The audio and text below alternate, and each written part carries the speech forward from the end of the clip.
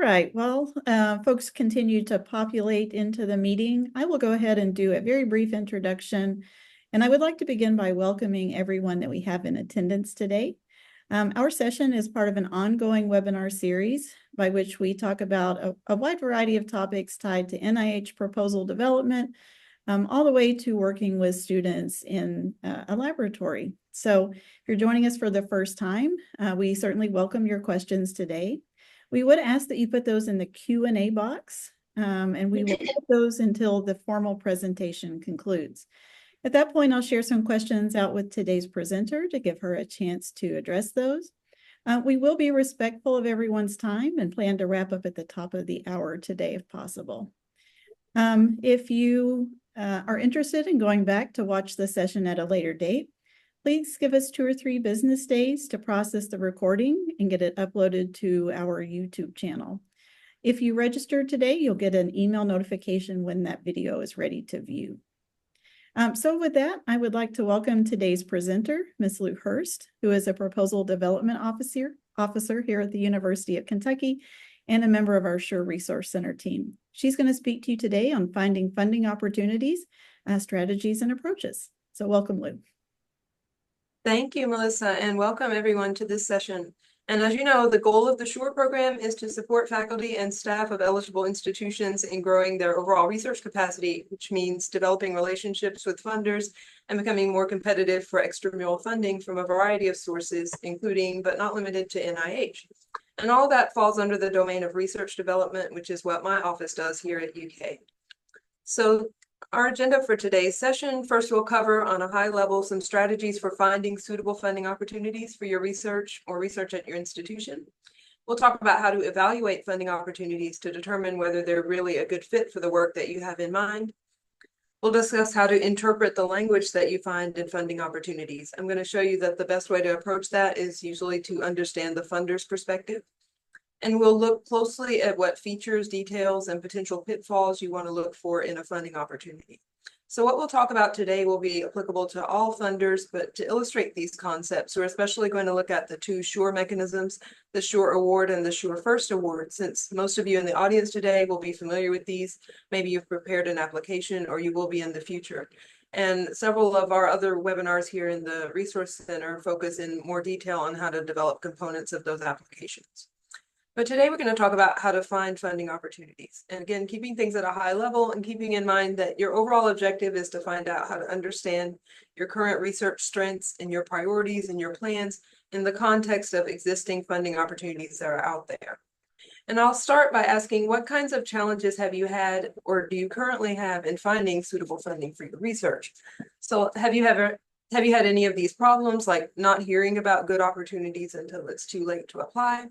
Or being just flooded with opportunities, having no time to sort through them, or being unsure whether an opportunity is right for you, whether because you can't interpret the eligibility requirements, or you feel like you can't read between the lines to know what they really want, or maybe you're just daunted by the application process itself, which can be pretty long. So all of these are barriers that are pretty common. We want to remember that our ultimate goal that we're striving for, that everyone is striving for, is to match brilliant project ideas, research ideas with enthusiastic funders who are ready to make those ideas come true. But the barriers to that goal can include ignorance on both sides of what is available. It can be inefficiency of communication and processes on both sides. And sometimes it can be like a lack of imagination or lack of an open mind or maybe false expectations. So all of those are things that get in the way to matching these good ideas with the funders that want to sponsor them. And so to help overcome these barriers, there are 3 key functionalities or processes that you really want to optimize. So the first one is search. So this is the scenario when you already have in mind a project that needs to be funded and you want to go search for what opportunities are out there could be a good fit for it. So you want tools and methods that can help you conduct that search efficiently and effectively. And the second important process is to watch, and that could be when you find a sponsor or an opportunity that looks like it could be a good fit in the future, though you may not be at a place right now where you have a proposal ready to submit or they're not accepting proposals. And so your goal there is to watch and keep track of those sponsors and those opportunities in the meantime. And you want to build and keep updating your list of options so that you'll be ready to submit when the time does come. And watching also just means generally staying aware of the funding landscape proactively and making a habit of that. The last important functionality is to share. So within your institution and your research networks, you want to look for ways to share news about opportunities you hear about so that you can get them to the people that would be interested in them, and also possibly so you can build teams to collaborate on a proposal. Far and away, the top recommendation that I have for you today is to get familiar with potential funders in your field long before you apply, like in months or years before you might be ready to apply. And that'll help you learn about their recurring opportunities, opportunities that come back maybe every year or periodically. It lets you know who they typically fund, and it helps you keep up with news about their possible future directions and priorities, as those can be long-term plans. Your proposal will always be better if you have a really firm sense of the sponsor's overall mission and their approach to funding, and it just takes time and experience to get a good sense of that. So funding databases and places that let you search for grants are a great tool, but they work best when you already have some familiarity with the funders, or they can work well as a way to explore and find out about funders, so you can then go back to their website and learn more about them. So to do a search, you'll need to start with a good repository of funding opportunity listings that ideally should be centralized, so everything is one place, organized so you can search by different criteria, and standardized so that you can easily compare across opportunities. And of course, it should be accurate and up to date. And in order to get those features, your institution may subscribe to a funding database. There are several out there, like Pivot, for example. Candid is sometimes used for foundation funding opportunities. There's a lot of more commercial options, but you might have a subscription to that in your institution or get access to that database where the listings are vetted so you can make sure that they're accurate. And if you explore databases like that, some of them might have strengths or specialties in certain areas or certain types of grants. That can be by design, or it could be just because of the way they organize their listings and how they get access to their information. They typically have tools to let you search, to save your searches, possibly follow or track specific opportunities, possibly to share them with others. And some might also provide other services like linking you with collaborators. But depending on your database source material and its coverage, there might be certain grants like smaller intramural grants or specific geographical grants that it can't always help you find. So it's good to have another approach focusing more on the watching and sharing functionality. So first, if there's an agency that provides funding in your field that you find out about through networking or something, you want to make sure that you sign up directly for news from them so that you can be one of the first to hear about their funding announcements. And also you can subscribe to mailing lists or listservs within your discipline or your profession, or within your institution. So your institution might have or may be able to set up a mailing list service where you can subscribe to your areas of interest.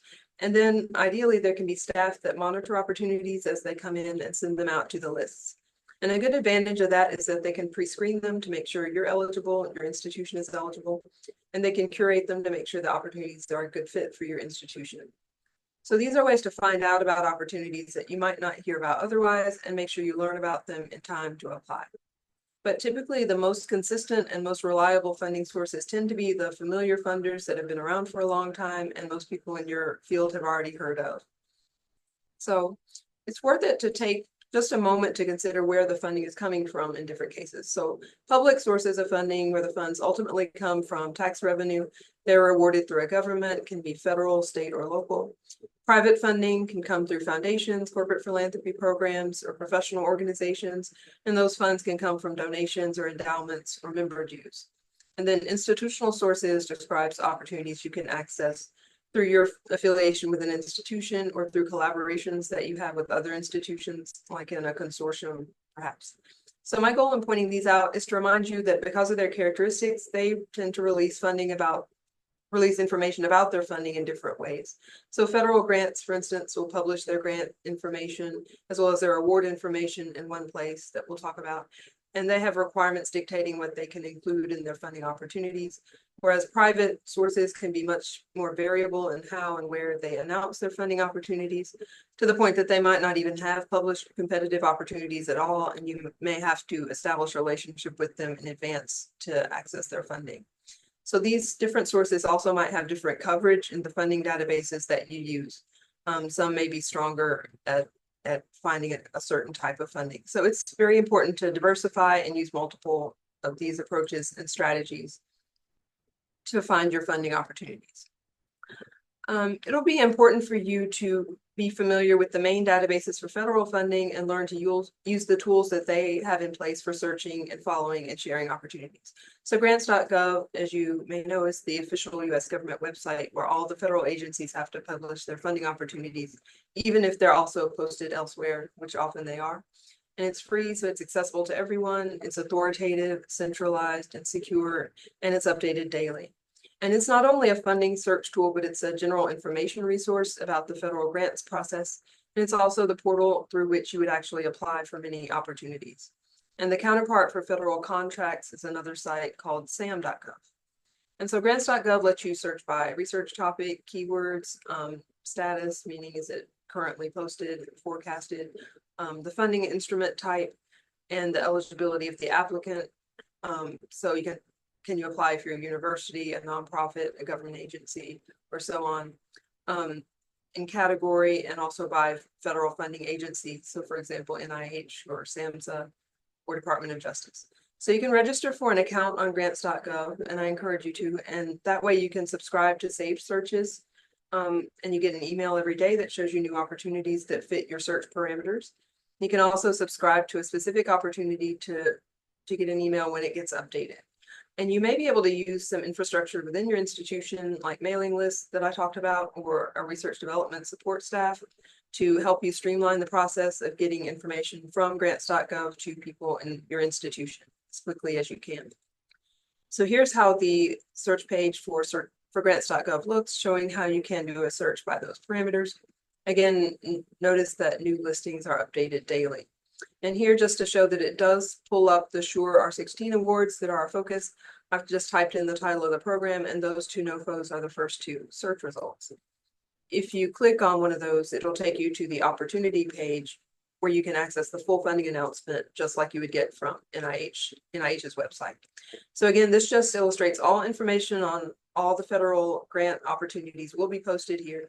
But it's also good to know and be familiar with individual agency websites and do your searches there also, or subscribe to searches there if you can, because they sometimes have an easier user interface and they can give you more of the context behind some of the opportunities.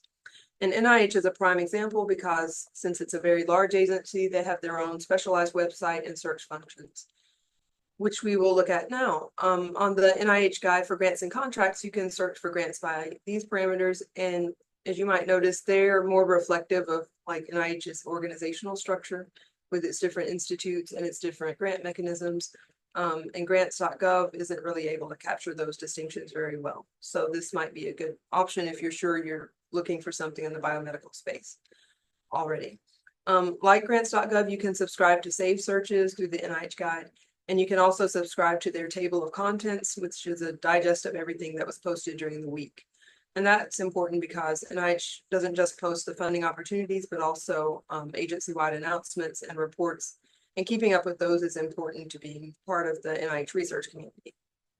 So here's the landing page for NIH Guide, which is updated daily, and it was recently redesigned to make it more efficient and user-friendly. If you're doing a search for keywords, so looking for the text that indicates the purpose or the subject matter of the opportunity, you can get a full listing under table view here. And so here again, I searched for the exact title of our SURE grants, and they came up as the top results. Notice now that besides the funding announcements, besides the table view, there's also, you can go to a detailed view and you can see a synopsis of the funding of an individual funding announcement. So you can go there and then pull up the full NOFO, which as I showed you, you could also reach through grants.gov. But this is a more direct way to get there. So at this point, I'm going to pivot and focus on carefully reading a funding opportunity to assess whether it's right for you and to help make sure you're writing a proposal that's fully responsive to an opportunity. And again, what we'll talk about here can apply to any opportunity that you find from any source. But as an illustration of these points, we're going to use the SURE R16 funding announcements and cover them in some detail to set you up for preparing your own proposals. So I'll begin by encouraging you to think about the notice of funding opportunity, and I call it a NOFO for short. So think of it as a written communication that you can interpret and analyze as an important first step toward getting funding. So it's a public message that's prepared by a funding agency, and remember that it's the end product of a thought process and a decision-making process that's already happened within the agency. It means that somebody has funds available and they have a mandate on how to spend it to achieve a particular goal. And the purpose of it is to get you to respond so that they can find out, are you the person that they're looking for? Which means, are you able to do the work that they hope to accomplish and to achieve the desired goals that they have? And it also means, are you successfully able to manage the funds that they give you so that they know that you will be accountable for that? So that's their purpose and their perspective in putting out the NOFO. But of course, when you read it, you have your own perspective. So you have your own research and your scholarship goals, and you need funding to realize your goals. And so for you, you come to it wanting to know, is this the funder that you're looking for? And by that, you mean, are they interested in funding work like yours? Will they provide enough funding for you to do the work that you have in mind? And what exactly do they expect you to do in return for the funding? Because remember, when you have this funding, you're building a relationship with the funding agency past the point of submission. If you are funded, this relationship could go on for several years. And so your experience interacting with them during the application process is an indication for how well that relationship will work out for both of you to reach your goals. And as I said, your proposal is written as a response to the sponsor's funding opportunity announcement. And so what it comes down to is determining if there's a good alignment between the funder's goals and their outlook and yours. And a common issue that can come up here is when you have a NOFO that doesn't quite fit what you're hoping to do, but it's a good opportunity for funding. And so you feel like you need to try to make it work. So you might end up in this situation where you feel like you're forcing your ideas to fit what the NOFO wants. And that can always be a danger, because sometimes there's a strain in doing that, and that shows up in the proposal in some ways. And an even bigger concern with that is that you can lose sight of your original idea and what was unique and important about it, because you can let it be dictated too much by the funder's requirements. And you're always going to be better off if the match between you and the funder is genuine and not forced. So one thing to remember is that once you determine that there's a good potential for alignment, so you've read the NOFO and you feel like there's potential, you need to show that comprehensively throughout your proposal. So in other words, don't just think about it in the beginning to make sure you're eligible and then go on to write the proposal like you would have anyway. But you want to show that your entire proposal is a response to the funding opportunity, and that you're aware of what they're asking for and you think you're a good candidate for these reasons and in these ways. I'll mention here too that a good tool that you have that many people overlook is the people behind the funding opportunity. So a program officer or a technical contact who may be listed. These people are often very eager to reach out to you, especially in the case of NIH, but with other funders and sponsors, they may give information about how to reach out to them. And you always want to be able to use that to make sure that that alignment is something that's genuine from the beginning. So a good way to discern alignment, besides having that conversation with the person, which you can do, but it's not just in the NOFO itself, but you want to step back and find out what you can about the funder with your own research, especially if it's one you may not have heard of before. So find out what's their history, what's their mission, what do they typically fund in terms of projects and in terms of grantees. So for example, is this a funder that does typically fund universities? And so with federal agencies, often they typically do, but there's some smaller private funders that may not be used to working with universities. They may not even prefer not to work with universities. So look around and see what you can find out about that. Once you get a full funding opportunity, there's some essential information that you want to find out right away to start evaluating it and vetting it. And I've broken these down into the issues of time, money, eligibility, and instructions. We're going to look at how each of these things means something from the funder's perspective and from your perspective, because that will guide how you read the NOFO and what details you want to look for. So first with time. So what do time points and timelines mean in the NOFO? What's the significance of those dates? Remember that for the funder, both before and after issuing the funding announcement, they have to consider things like assembling people on their end to review the proposals and coordinating those reviews, reading the submissions, making decisions, routing the decisions through different levels, and communicating and answering questions from funders, and that also seeing after award that the work is completed for the award agreement. So all of the timing references that you can see in funding announcements are dictated by those concerns and those needs on their end. From your perspective, you read the NOFO and you have to consider things like assembling your team, both the grant writing team and the larger support team, writing and finalizing the proposal documents, your routing process and approvals within your institution, and then submitting and afterward planning and completing the project activities. And then there may be follow-up reporting or other deliverables. So perhaps the biggest single time point in the NOFO that you'll zero in on is the submission deadline, the date the proposal is due. And sometimes that immediately determines whether this is something that you can go for. Often there's more to look at regarding the date. First, is there really only one deadline, one single one-time deadline, or is it a rolling opportunity where they can take proposals anytime? And even if they do take them anytime, it might be best to submit at certain points. Like they might announce that they collect proposals year round, but they review them 2 or 3 times a year. So you want to get in before their next review cycle, or sometimes they say it's best to apply as soon as possible in the fiscal year before the money runs out. So there can be some nuance there to look for.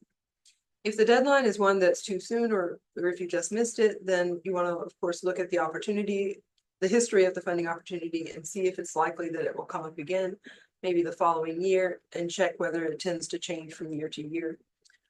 For example, they may have a different theme or a different focus area each year. And some funding databases that exist out there, they have information about this that's really helpful for long-term planning. Assuming there is one deadline, pay attention to whether they specify time of day.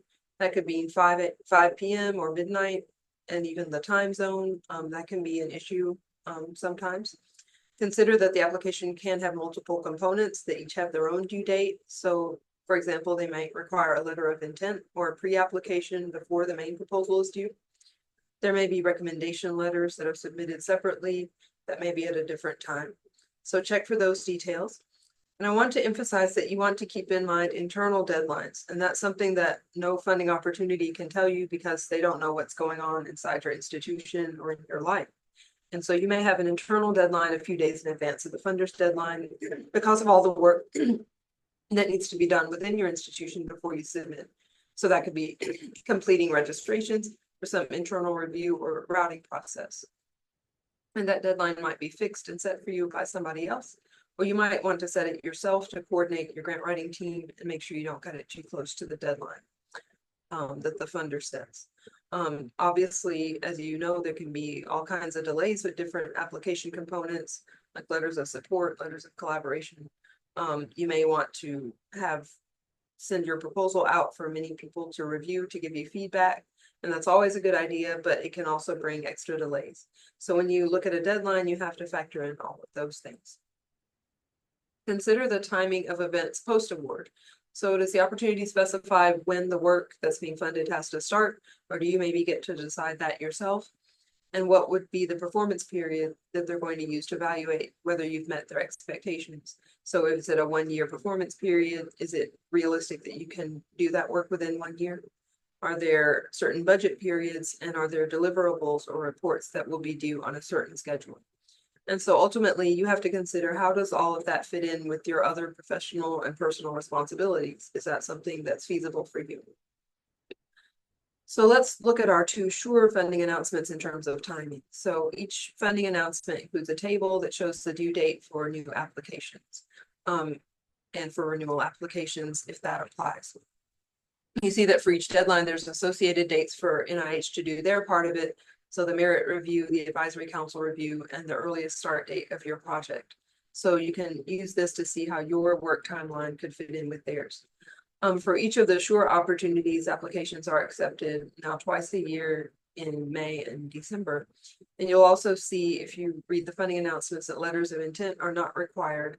The applications are due at 5 p.m. your local time. However, there are some other documents required, such as institutional letters, that will require some internal coordination. So you want to factor all of that in when working out your timeline for preparing those components. The SURE awards run for up to 4 years, and you submit annual performance reports and receive your funding incrementally. And that's outlined in other sections of the NOFO under award administration information. So let's talk about the money issue and where that's referenced in the funding announcement. So from the funder's perspective, they're thinking about things like the total amount of funding that they have to spend and how many total awards they want to make. So how they want to divide up that funding. Consider how their funding decisions could be different if, for example, they're funding only one award nationwide that will get all of the money that they have available versus if they're funding dozens of smaller awards around the country. So in that case, it's not just a matter of how competitive it would be for you, but it also indicates the level and the scope of the project that they would want to fund if that's going to be their only investment for this particular program. The funder also has a timeline for when they need to spend their funds. And depending on the funder and the situation, they might even be under a kind of pressure to get the funds spent out before a certain point. And in a case like that, they might be going to preferentially choose grantees that are already in a position to hit the ground running and start spending, as opposed to ones who might need more time to plan.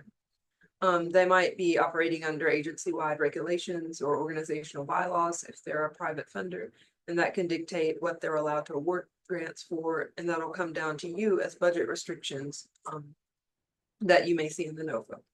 So on your side, when you read the NOFO, you're thinking about the cost of your research, how much funding you actually need, and you're thinking about the existing resources that you already have that you can supplement with this funding. And you should be thinking about requirements within your institution, maybe within your department, for how you're allowed to spend grant funds. So you think about what is the total funding amount they're going to offer, and is that broken down by year? So are they giving you all the funds at once in a lump sum, or is it increments? So with NIH, for example, with most of its awards, they reimburse funding each year contingent on your performance the previous year. There's other types of awards that give you the funds all up front. With a contract, it's possible you won't receive funds until later with certain milestones. So whatever the agreement is, you need to ask, is that something that will work for you and your institution in terms of cash flow? A big bottom line question that you always have is, will this opportunity pay for everything that you actually need to complete the project? And if it won't, how will you cover the rest? And you may or may not have to explain that to the funder, but you need to be clear on it yourself when you're writing the proposal. You want to consider that some funders are willing and ready to support a project comprehensively and to be the sole funder for it. So federal agencies like NIH, they're often prepared to do that. Foundations often don't want to do that, not just because they don't have enough funding to give you, but also because sometimes they like to see themselves supporting ongoing work and they don't want you to depend on them as a sole funding source. However, there are some foundations that do want to do that. But regardless of what they actually allow you to apply for, you want to somehow get a sense of their attitude in terms of where they want to fit into your support network. So you need to ask, what are you actually able to spend the funds on? So what will the budget cover? And these are some typical categories of items in your budget, and NOFOs can vary widely. I've seen opportunities that are limited to one of these categories or exclude one of these categories or any specific types of items within these categories.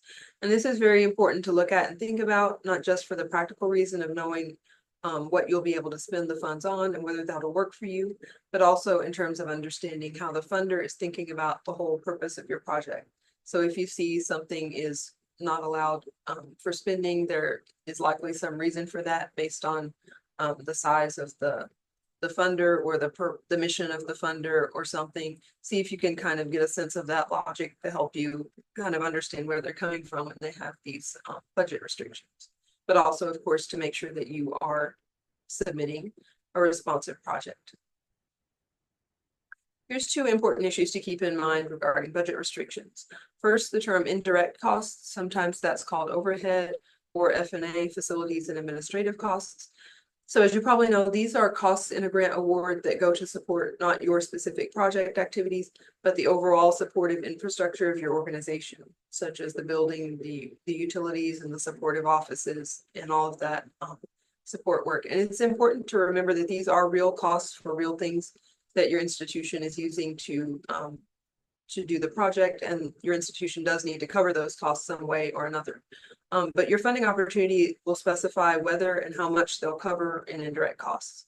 And your institution should have rate agreements with the government specifying that percentage that you're permitted to request on federal grants.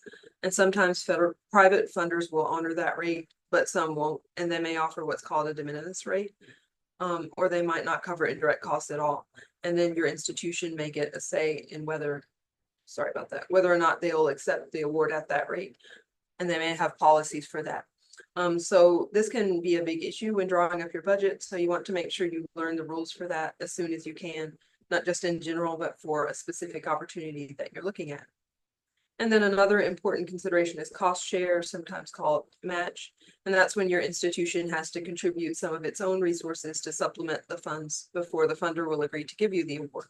So when you read the NOFO, you need to know if you'll be required to give cost share or match, or if the sponsor encourages it. And if so, whether your institution or your department is willing and able to provide that.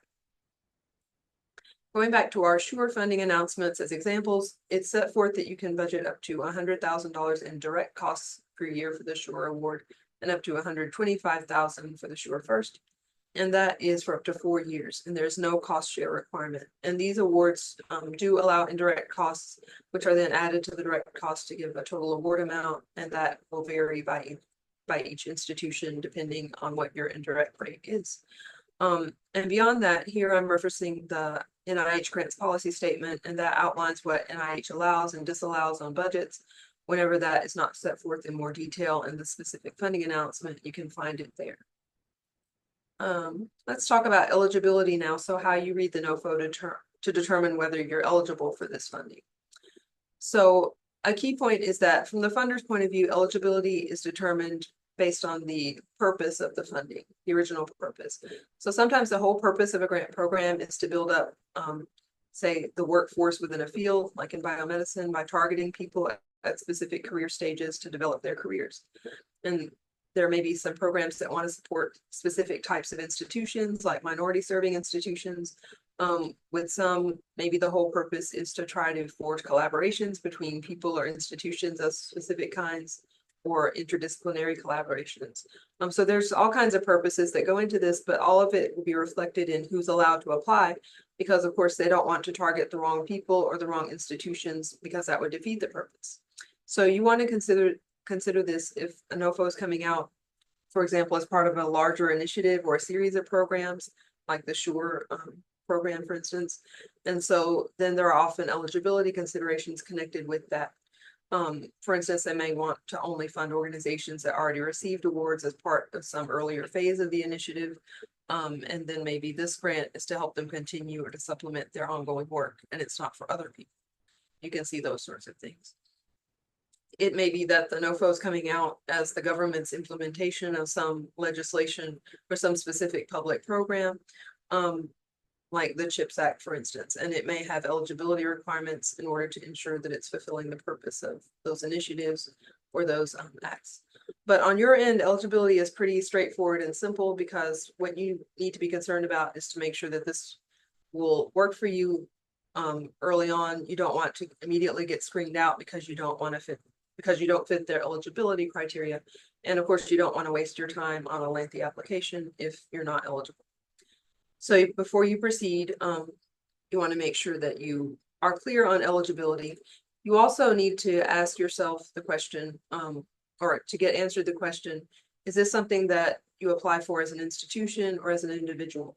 Because generally funding agencies expect to be making their awards to institutions rather than individuals. And an exception might be a small scholarship or a career award. But usually these awards are going to the whole organization, assuming that you're using their resources to do the work. So even though you personally may be doing that work, the award is officially made to the institution, and that means you have to apply to through the institution, and you have to go through their submission process. The key question here is, when you receive the award or the contract, will it be made personally to you or to your institution?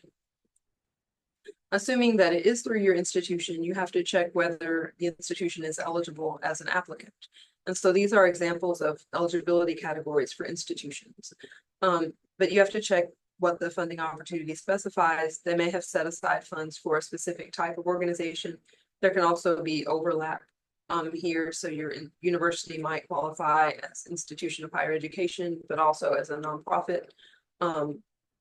If you do find a funder that specifies nonprofits, you may want to double check that they're not specifically excluding universities. So be clear on these things. This is something that's pretty easy to determine in advance what kind of institution you are so that you can match these eligibility categories.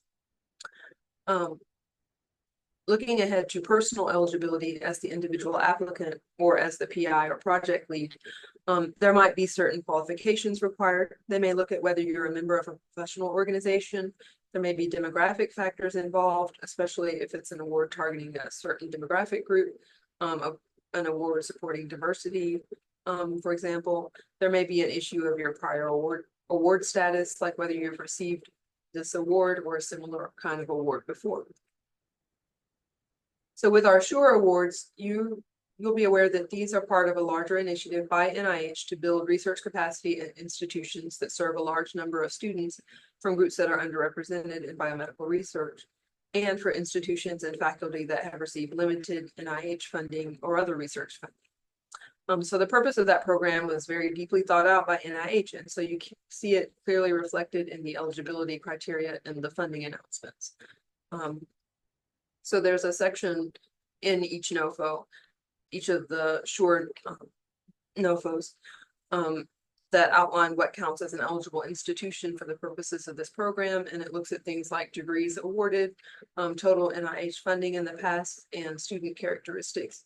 So these are things that institutionally you want to see if that matches for you. There's also a section in each of the NOFOs detailing what counts as an eligible individual to be the PI.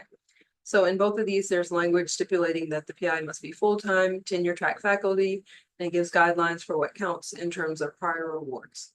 The SURE First Award also mentions that the PI must commit 6 person months of effort to the project. So let's consider some special circumstances that might pertain with a funding opportunity. So some opportunities have limited submission, meaning they'll only accept one or a limited number of submissions from a single institution. At a big institution, it could easily happen that 2 people try to apply for the same opportunity, but then if the funder receives 2 applications, they may disqualify one or both of them. So of course you don't want that to happen. So your institution will likely have a system set up to prevent that. A limited submissions process, and you'll want to find out about that. With some opportunities, it matters whether the institution has received certain awards before. So it might say you can only apply if you've received an award previously. It might say you can't apply if you've received a certain award previously. And that could apply to either the institution or the investigator. Like as we've just seen, those both apply to the SURE R16 opportunities. And next, you'll want to consider if there are any restrictions or requirements involving partners and subawardees or subcontractors. And if you do have any of these, they'll likely have their own eligibility requirements.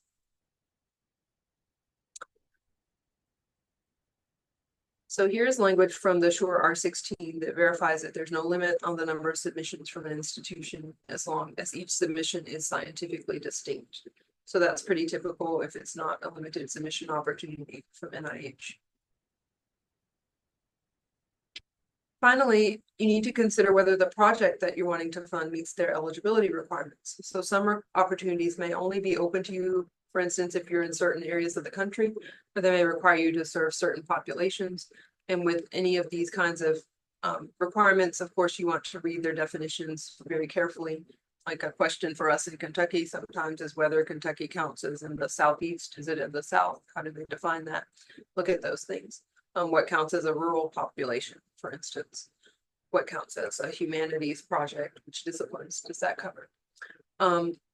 More broadly, your project needs to fit with the sponsor's intentions and expectations as outlined in the funding opportunity.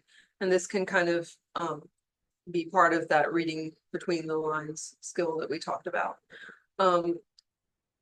Remembering the original purpose of the opportunity and maybe the purpose of the program or the initiative is often going to be key to that. So for the SURE opportunities, we've already seen how the purpose of it centers on increasing research capacity for certain institutions and enhancing research participation among undergraduates. And so we saw that reflected in the eligibility criteria. And beyond that, and this is true of NIH in general, there's guidance on how your research needs to fit into the mission and the strategic goals of NIH as a whole, and at least one of the participating institutes.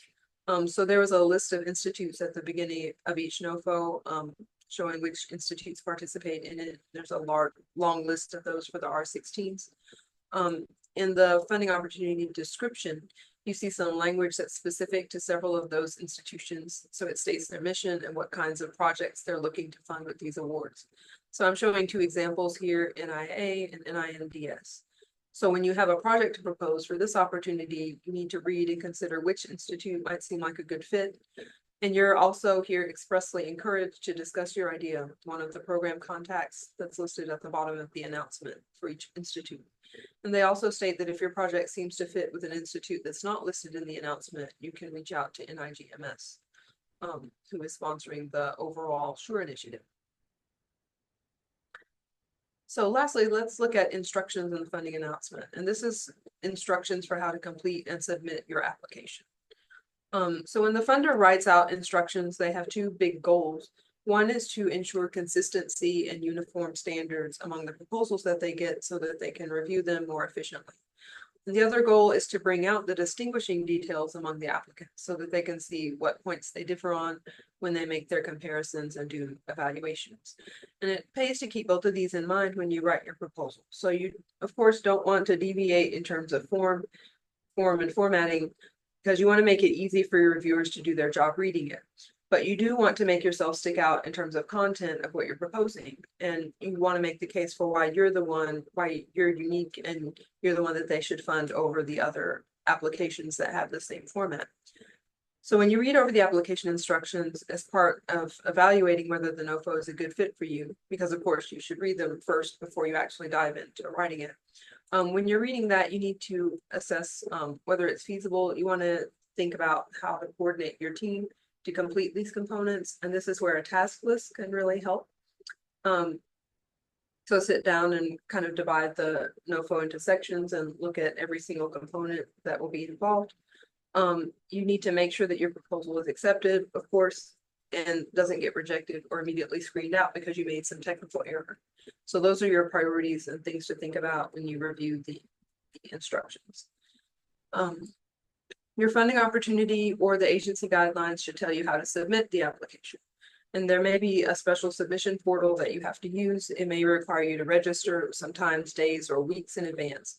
One thing to know very early on is who actually presses the submit button.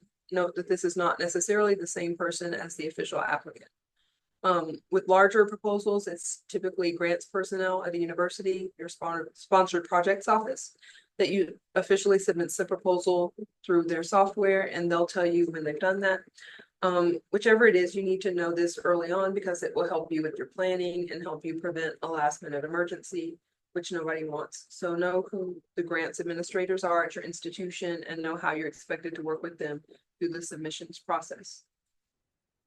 Going back to what you look for in your funding opportunity, you should find some instructions for how to complete the proposal, down to details about page limits, formatting, and what to call your attachments, how to upload them, and so forth. Notice that there will be some guidelines that are specific to the opportunity, and then there are some guidelines that are standard for the entire funding agency. And those are your default when the funding opportunity doesn't specify something. So for the big federal agencies, like NIH, these can be big detailed documents or pages that can run hundreds of pages. For the smaller funders, it's typically just a few pages on the website specifying what they will or will not fund. But just make sure that you know how to find this information and read all of it that's available and relevant to your grants. Finally, many opportunities will tell you in detail what standards they'll be using to judge your application. That's a very valuable tool for shaping your application. And that's not quite the same thing as the instructions. Kind of gives more nuance into what they'll weigh and what they'll consider when they read your application. Now for the SURE program, we know that NIH is a federal sponsor, and so they have voluminous instructions for how to apply, and you should know that the default instructions are the SF 424 R&R application guide, which is linked in the funding announcement. And there are a lot of helpful tutorials on NIH's website to help you navigate it. There's specific instructions for each type of NIH application, and there's instructions for every single component of each application. But the key takeaway is that you will have those instructions, but then you also have the instructions in your specific NOFO. And the NOFO will always supersede the default instructions. So what you'll see in the announcement is language like this. All instructions in the SF424 must be followed with the following additional instructions, or you'll see the following section supplements the instructions found in the SF424. You'll see this in NOFOs often. So here's what that looks like in the wild with the Shure R16 NOFOs. You can see several sections simply refer you back to the SF424, but there is some additional supplemental information. Notably, there's institutional letters that are required for this, and the applicant's required to include an additional document called the Plan for Enhancing Diverse Perspectives. Sorry about that. And that makes sense that they want to include that because diversity is an important part of the purpose of the SURE initiative. Elsewhere in the NOFO, under facilities and other resources, they make a note that you need to give special justification if you're doing any of your research at another institution and using their facilities. There are also various places where you need to highlight past and planned involvement of students in research, because again, student involvement is a big part of the purpose of the SURE initiative. So again, all of these modifications, they make sense in terms of the purpose of the SURE program and the NOFO. So where is that SF424 application guide? Of course, it's available in digital form on NIH's site. This is the page for the general instructions. NIH is in the process of developing new forms, which may come out soon, but for now, you can go to this site to find the information. Here's the page for the sections of the research plan. That's the technical section that you will spend a lot of time on as the investigator, because your grant support offices will help you more with some of the supporting documents like the budget. But this is where the science actually gets written. And so this is where you would find the default instructions for the specific aims, the research strategy, what exactly those sections need to contain, supplemented by the extra information that's called for in the NOFO. I'll draw your attention to NIH's table of page limits. So each section of the application has a specific page limit, and that can vary by activity code. But the default limits are in this table. I've shown a link here and a sample section of one of the tables. But again, you have to remember that your NOFO may have different instructions, and if so, they will supersede these. And Section 5 of the NOFO lists application review information. So you will read this especially carefully when you're composing your narrative, because it lists out all of the criteria that reviewers are going to consider when scoring your application. Actually, this section includes an overall impact. It describes what reviewers look at when they judge overall impact, which review criteria are actually scored, some additional review criteria that are not scored but can go into the overall impact, and then additional review considerations that also don't factor into the overall impact score that reviewers will look at. So there's full information about that here. And finally, they give you a description of the review process and the anticipated timeline for that process. So in summary, I'm advising that you evaluate any funding opportunity by asking: 1, is the timeline feasible? 2, will the funding really meet your needs? 3, are you sure that you're eligible? And 4, do you have all the information that you need to apply? And so that's a summary. I hope this has been a helpful run through of strategies for finding and for reading funding opportunities. And my contact information is here. If anyone would like to reach out to me individually, you can also do so through the SURE Resource Center. In the time that's left, I'll be happy to take questions. Great, thanks, Lou. I'm going to start with the questions that are in the Q&A box. If by chance you dropped any into the chat box, I'd really appreciate it if you could copy and paste them over. So the first question is asking, what advice do you have for finding postdoc funding opportunities or others in which you are not applying to a grant yourself, but looking to work under a PI's grant? Oh, yes. So I talked about earlier different types of funding that there is. First of all, I would say that there's some funding databases that allow you parameters to search for things that are not for people at different career stages. So for someone that may be early career, someone that's not necessarily a faculty member, you can search for those. And then I would diversify, especially in that case, and look for different types of funding announcements and other different types of funding databases, because some of those do maybe lean heavily on things that faculty want. I would especially advise looking at professional organizations for that, because they're often very helpful for people at different career stages. And then lastly, I would lean heavily on some internal networking at this stage and look at what your institution might be able to provide you in terms of things that they know about or people that they know. That is some initial advice that comes to mind. Great, thanks. The next question is asking if R2 universities are encouraged to apply for R16 grants, or if there are any other specific funding opportunities for those universities.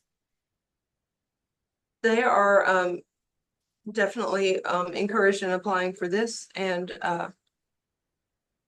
yes, NSF has also some programs, and there's an array of programs now that are for institutions that are looking to specifically to grow and that are maybe at a smaller funding level than R1s. Maybe there's some that you have may even be aware of, Melissa and others. I think it's going to depend on the individual university, the research that's being proposed. This requester can certainly reach out to me by email if she has some more specific questions, and we can take a look together sometime. Yeah, that'd be, or me also. Yeah, I was going to say, we also do a Friday office hour on Zoom, which is an option if you wanted to look. Yeah. Okay, the next question is asking the University of Puerto Rico Medical Sciences campus, can anyone speak to their eligibility to apply for either R15s or R16 awards?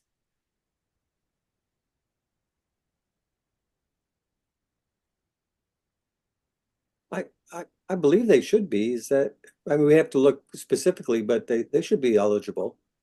Yeah, I believe they're currently eligible for both. Do keep in mind that these two mechanisms have very specific eligibility requirements for the institution itself. And many institutions might find that they're eligible one fiscal year, but not another one. And again, likewise for this requester, you're certainly welcome to reach out and we can go through this together if you like. Next question is asking, how do you read between the lines in the instructions? Most of the time, critical information is hidden or buried within the text. That is a wonderful question. And one optimistic answer that I'll give is often it helps to remember that the funding opportunity is out there because they do have money and they do need to spend money on someone. So at least ideally, their goal is not going to be to obfuscate too much or to make things too difficult for you.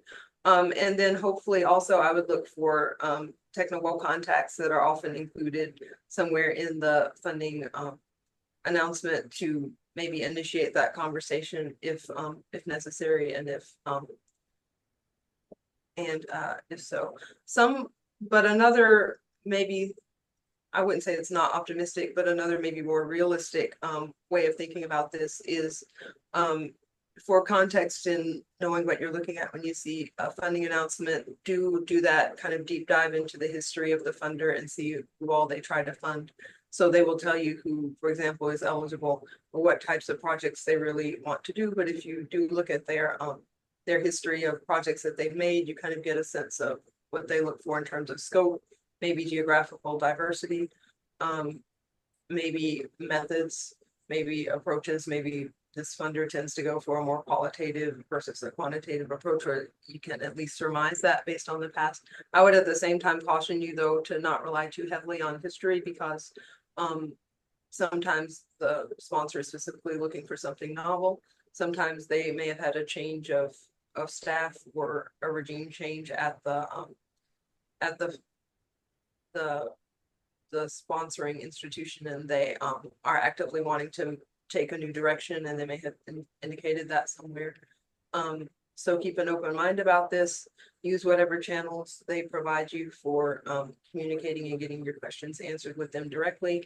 And then, unless you have a strong reason to believe otherwise, it's helpful to just assume that they do intend to be straightforward and to put out information that is helpful to you in determining whether the proposal is right for you. They want to fund you, they want to help you, they shouldn't want to put barriers in your way just for the fun of it or to be tricky. Okay, the next question is asking if you could share one of those examples of a hidden rule. I would have wanted to ask the requester what they consider a hidden rule. Sometimes there may be like legal restrictions in what someone is allowed to say in a NOFO, and they have lots and lots of boilerplate and disclaimers here. And then if you're not familiar with that and you're not used to seeing it and you're not aware that that's something that they have in all of their funding announcements, you may give that unnecessary weight or too much more weight than they actually intended for it. But I would say NIH doesn't really have hidden rules. I mean, NIH is pretty explicit. The problem is that there are a lot of different requirements, so you have to be really careful. But at least with NIH, you can always reach out to a program officer that's listed on the NOFO, and if you have specific questions about the enthusiasm for your particular project, the program officer should be able to give you some guidance. Okay. The next question is asking for someone applying to the Sure First R16 mechanism. If they were to submit 2 grants on 2 different projects, one to the R16 mechanism, one to, say, NSF, and the NSF proposal is funded first, would that impact their ability to receive an R16 if that is viewed favorably?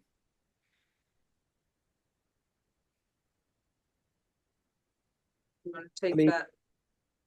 Well, Lou, do you want me to give it a shot? Yeah, I saw you about to respond, so yes. Well, I mean, so if NIH is interested in your proposal, you're going to get a just-in-time information request. And so you're going to have to give them updated information about any other funding that you might have. And then they will make the decision based on your other funding, whether or not they're going, how that will impact the funding of your R16 grant. So I think it's going to be a little bit dependent on what NIH decides to do and what the program officer and what council decides to do based on your current funding. Be transparent with everyone every step along the way, even you know, in between, like after a proposal's been submitted, but before you've heard back. Just use those channels and let everyone know what's going on. Okay. As we are approaching the top of the hour, I do see a few general questions. For those that are inquiring about how to join the Friday 3 p.m. Eastern office hour, that's on our website. So on the homepage, there's a link where you can click to directly join me there. And those who are asking about additional webinars, we tend to offer these twice a month, cover lots of different topics. The best way to know when those are going to be offered so you can attend live is to sign up for our mailing list, which is also on our homepage. Again, we do want to be respectful of the time, so we'll go ahead and conclude, but certainly feel free to email myself or Lou if you have follow-up questions. And we thank you for joining us today. Thank you, everyone. Thanks, everyone. Thank you. Thanks, Lou.